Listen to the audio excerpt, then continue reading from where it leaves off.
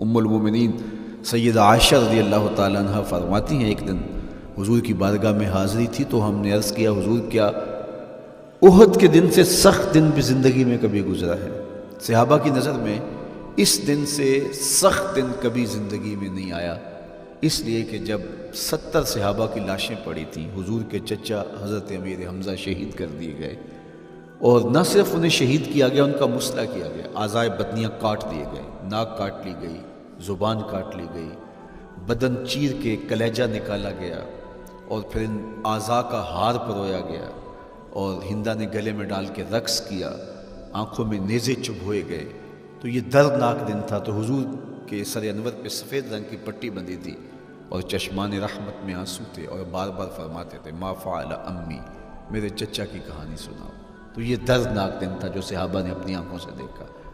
تو انہوں نے کہا حضور کیا احد کے دن سے سخت دن بھی کبھی زندگی میں آیا؟ ان کا خیال تھا کہ حضور فرمائیں گے ہاں یہ میرا زندگی کا مشکل ترین اور سخت ترین دن تھا،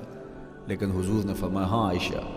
جب طائف کے بازاروں میں تیری قوم نے مجھے پتھر مارے تو یہ دن احد کے دن سے بھی سخت تھا۔ حضور ان کے 3 سرداروں کے پاس پیغام حق لے کے گئے،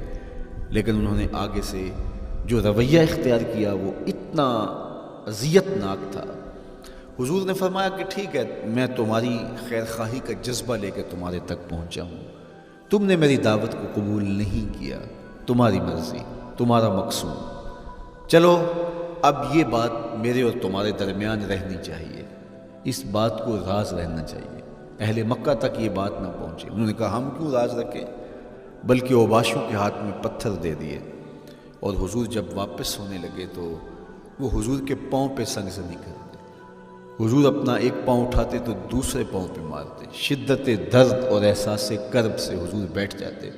تو ان کے غنڈے دائیں بائیں سے بڑھتے اور کندھوں سے پکڑ کے حضور کو اٹھاتے اور مشق سنگزنی کرتے، نالین خون سے بھر گئے، لخت لخت زخمی ہوا۔ اللہ اکبر، کیا دردناک لمحے تھے، کیا تکلیف بھری گھڑیاں تھیں۔ تو کہا کہ جب طائف کے بازاروں میں تیری قوم نے مجھے پتھر مارے تو یہ دن احد کے دن سے بھی سخت تھا۔